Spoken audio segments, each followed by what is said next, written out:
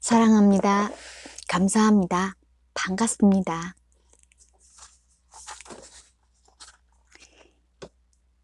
에크하르트 톨레님의 고요함의 지혜, 고요함의 지혜. 7장 자연.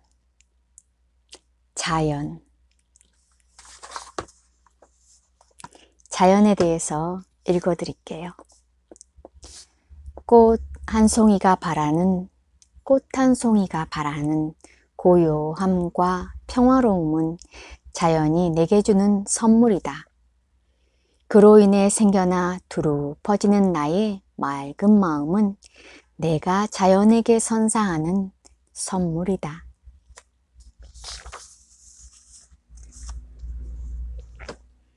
인간은 단지 육체적 생존만을 자연에 의존하고 있는 것은 아니다.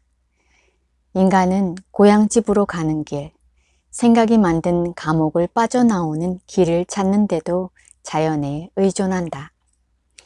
인간은 늘 무언가를 생각하고 행하느라 정신이 없다. 인간은 과거의 추억에 잠겨 있지 않으면 미래의 기대에 가득 차 있다. 그런 와중에 문제로 점철된 삶의 미로에서 길을 잃어버리고 만다. 그런 와중에 문제로 점철된 삶의 미로에서 길을 잃어버리고 만다. 바위도 식물도 동물도 알고 있는 일을 우리 인간은 까맣게 잊어버렸다. 인간은 존재하는 방법, 마음을 고요하게 하는 방법, 자기 자신이 되는 방법, 삶이 있는 지금 여기에 존재하는 방법을 잊어버렸다. 바위도 식물도 동물도 알고 있는 일을 우리 인간은 까맣게 잊어버렸다. 인간은 존재하는 방법, 마음을 고요하게 하는 방법, 자기 자신이 되는 방법, 삶이 있는 지금 여기에 존재하는 방법을 잊어버렸다. 자연에 전념할 때, 즉 인간의 손을 거치지 않은 채 이 세상에 존재하게 된 것에 온 마음을 둘 때 나는 생각의 감옥에서 한 발짝 걸어 나와 생명과 연결될 수 있다. 그 안에는 모든 자연스러운 것들이 여전히 존재하고 있다.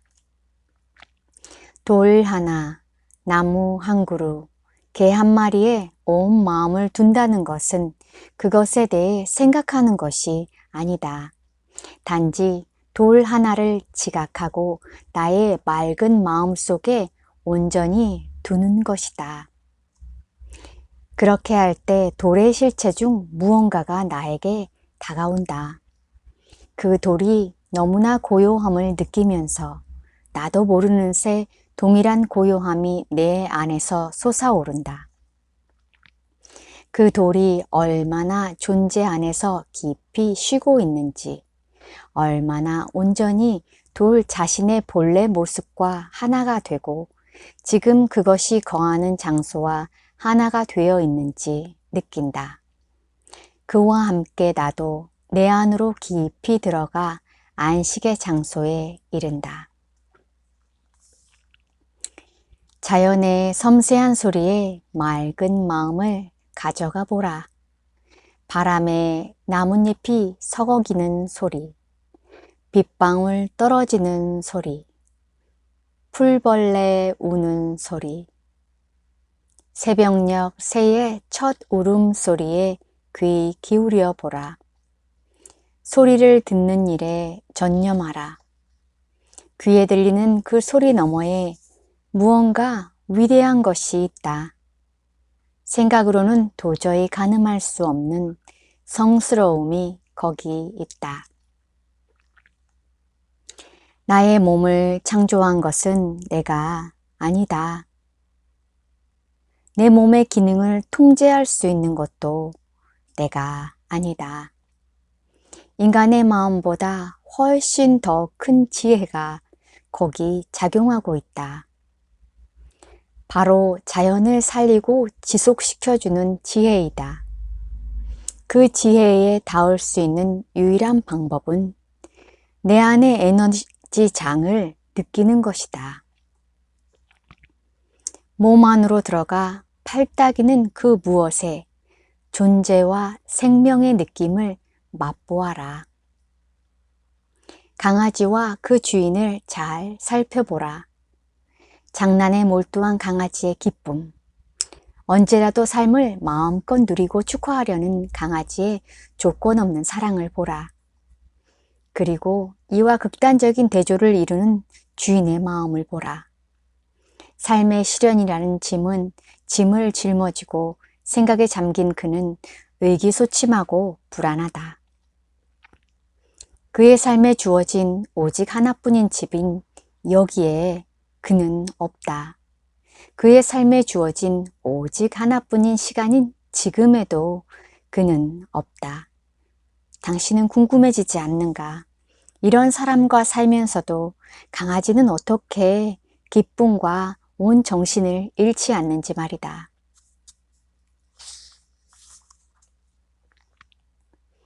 집에서 기르는 꽃이나 나무를 진정 바라본 일이 있는가? 우리가 편의상 식물이라고 부르는 그 꽃이 익숙하면서도 한편으론 신비로운 존재인 그 꽃이 자신의 비밀을 가르쳐 줄 수 있도록 허용한 적이 있는가? 그 꽃이 얼마나 깊이 평화로운지 보았는가? 꽃 한 송이가 바라는 고요함과 평화로움을 느끼는 순간 그 꽃은 당신의 스승이 된다. 동물 한 마리, 꽃 한 송이, 나무 한 그루가 삶 속에서 쉬는 모습을 보라. 그것이 본연의 모습으로 존재함을 보라. 가늠할 수 없는 당당함과 순수함과 성스러움이 거기 있다. 하지만 그 모습을 볼 수 있으려면 우선 사물에 이름표를 붙이고 분류하는 마음의 습관을 넘어서야 한다. 그때 생각으로는 이해할 수 없는 차원, 감각으로는 지각할 수 없고 말로는 형언할 수 없는 자연의 차원을 느낄 수 있다. 그것은 조화로움이다. 그것은 전체의 자연뿐 아니라 내 안에도 고루 스며 있는 성스러움이다. 내가 숨쉬고 있는 공기는 자연이다. 숨쉬는 과정 그 자체도 자연이다. 나의 호흡을 잘 살펴보면 호흡을 통제하는 것이 내가 아님을 알 수 있다. 그것은 자연의 숨결이다. 만약 숨쉬는 법을 기억해야만 한다면 나는 곧 죽고 말 것이다. 만약 호흡을 멈추려고 시도한다면 곧 자연이 주도권을 잡을 것이다. 나의 호흡을 바라보고 온 마음을 거기 두는 법을 배울 때 나는 가장 내밀하고 강렬하게 자연과 다시 하나가 된다. 그로부터 나는 치유되고 저 깊은 곳에서 힘이 솟아난다. 거기서 의식의 전환이 일어난다.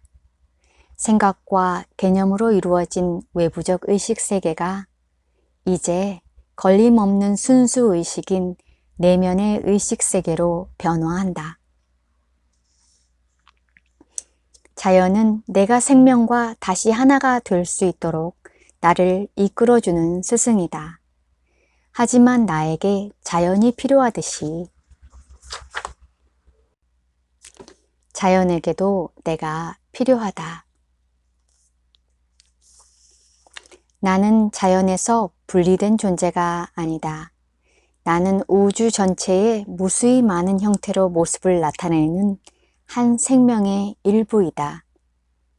그 무수한 형태는 모두 서로 온전히 연결되어 있다. 꽃 한 송이, 나무 한 그루가 성스러움, 아름다움, 깊은 고요함과 당당함 속에 거하는 것을 내가 바라볼 때 나는 그 꽃과 나무에게 무언가를 보태는 것이다.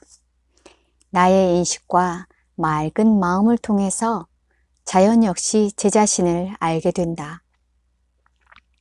자연은 바로 나를 통해서 자신의 아름다움과 성스러움을 알게 되는 것이다. 드넓고 고요한 공간이 자연의 모든 것을 감싸 안고 있다. 나 역시 그 공간에 감싸여 있다. 내면이 고요할 때만 나는 바위, 풀, 동물이 머무르는 고요함의 영역에 다가갈 수 있다. 마음의 소란함이 잦아들 때만 깊은 차원에서 자연과 하나 되어 지나친 사고작용이 만들어낸 분리된 존재라는 느낌을 넘을 수 있다. 생각은 생명 진화의 한 단계이다. 자연은 생각이 생겨나기 이전에 존재하는 순진무구한 고요함 속에 머무른다. 나무, 꽃, 새, 바위는 스스로의 아름다움과 성스러움을 알지 못한다. 인간은 고요해지면 생각 저편으로 넘어간다. 생각 저편의 고요함 안에는 암과 맑은 마음의 차원이 존재한다. 자연은 나를 고요함으로 이끌어갈 수 있다. 그것은 자연이 내게 주는 선물이다. 내가 고요함의 장 안에서 자연을 지각하고 자연과 함께 할 때 그 안에 나의 맑은 마음이 두루 퍼진다. 그것이 내가 자연에게 주는 선물이다. 나를 통해 자연은 자신을 알게 된다. 자연은 수백만 년 동안 늘 그러했듯이 지금도 나를 기다리고 있는 것이다. 드넓고 고요한 공간이 자연의 모든 것을 감싸 안고 있다. 나 역시 그 공간에 감싸여 있다.